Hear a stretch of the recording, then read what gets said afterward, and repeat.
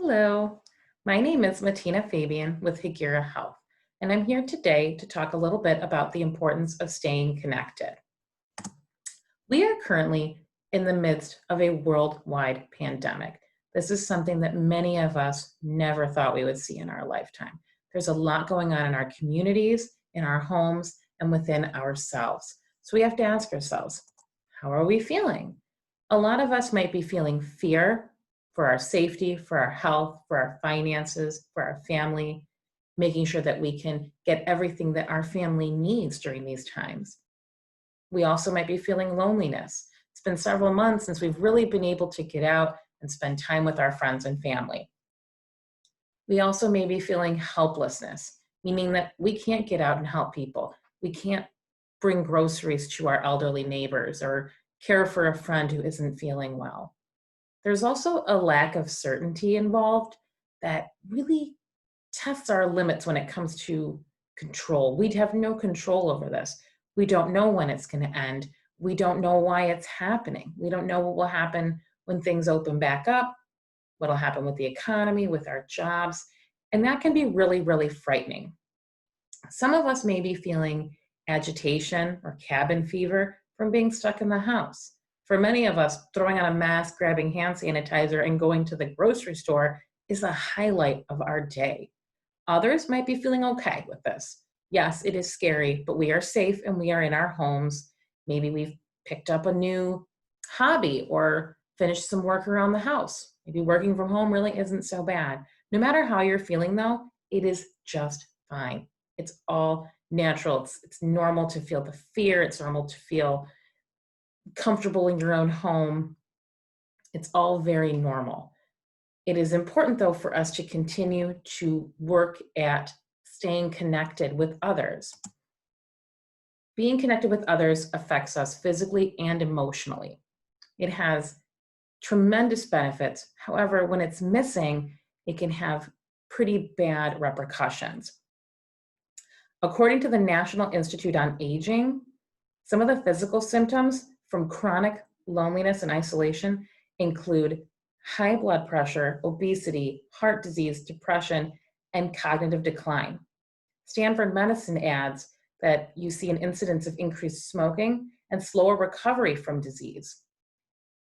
It is so important because when we are connected to others, we see longer life, stronger immune systems, and increased motivation for self-care, which means that when we're engaged in relationships with others, when we feel connected to others, we're more likely to take care of ourselves. Even if it's just getting out of bed and brushing our teeth or getting out and taking a walk, it is a motivation to take care of yourself. It is so important to feel connected. According to the Mental Health Alliance, 71% of people turn to others in times of stress, which means 71% of people, in addition to looking inward for guidance from themselves, go outside of themselves. They go to friends, they go to family members, they seek guidance, advice. It is so important to our well-beings to be able to feel comfortable talking to others and feeling connected from within. What does that mean? It means that we, even when we're alone, feel connected. It's there. For instance, take children on a playground.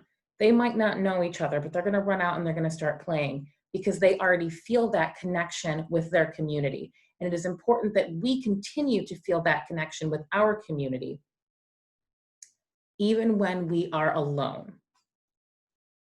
So how can we do this? How can we continue to keep that connection with our community? Well, one thing we can do is identify who our positive, supportive people are in our life. Make a list and then commit to connecting with them.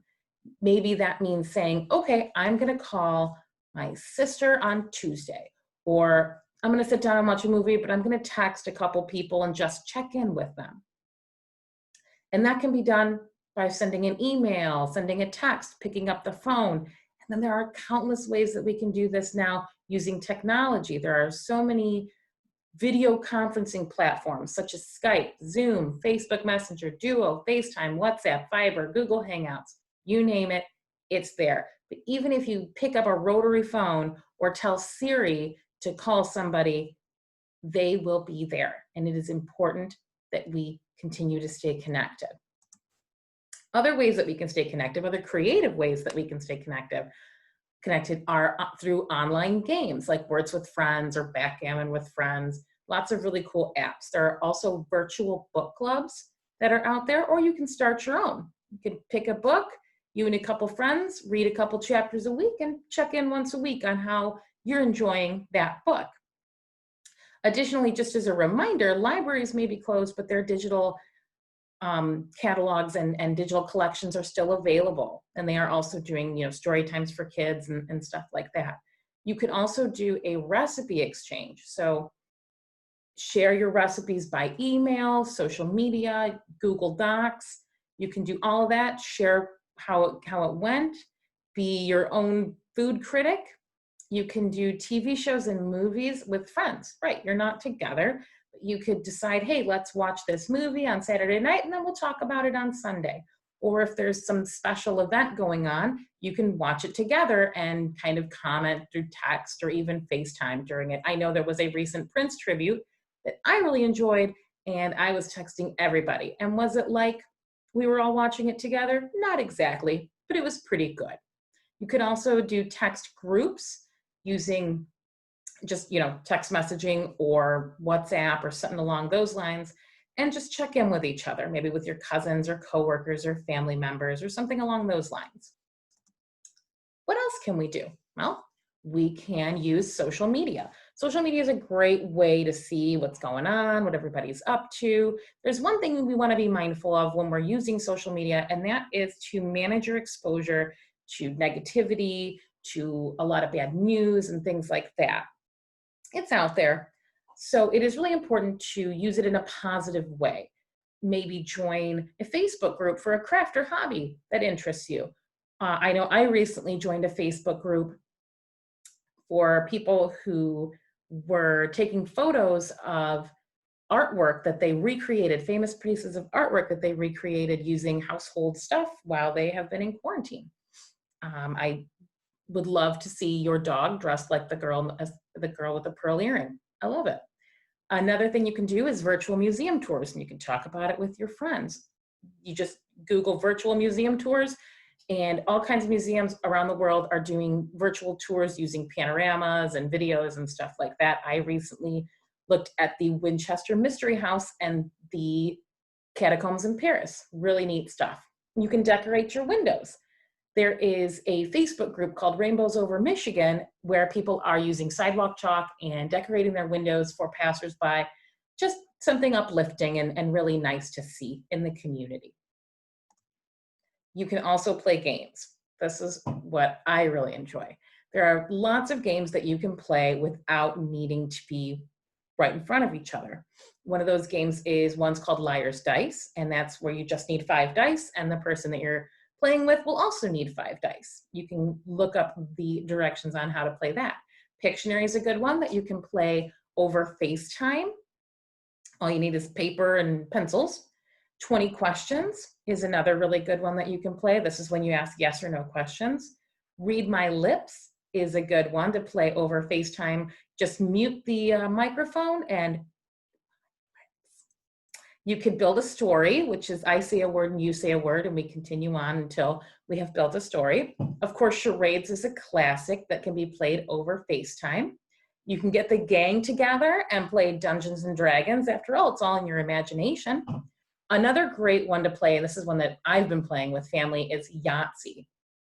All you really need for Yahtzee is 5 dice and paper and pencil. You can very easily find scorecards online if you don't have the game. You can also find a Yahtzee dice roller online. I've included some links here. However, you can just look them up. Another really important thing that you can do is go outside. You can get some fresh air. You can take a walk, sit on your porch, just stay active. You can wave to your neighbors, even if you're wearing a mask. We'll see the smile in your eyes. So getting outside, getting active, getting fresh air is very, very important. Sometimes it's still a lot and it's just too much. I've included some important phone numbers here, including the Suicide Prevention Lifeline and Detroit Wayne Integrated Health Network. Additionally, I have included Higuera Health's outpatient services and substance use residential and detox intake phone numbers. And I've included Oakland County Health Network and Washtenaw County Community Mental Health crisis lines as well. I want to thank everyone for joining me today in discussing the importance of staying connected. I wanted to share a quote that I found today from comedian Hannah Gadsby. Do you know why we have the sunflowers? It's not because Vincent van Gogh suffered. It's because Vincent van Gogh had a brother who loved him. Through all the pain, he had a tether, a connection to the world. And that is the focus of the story we need, connection.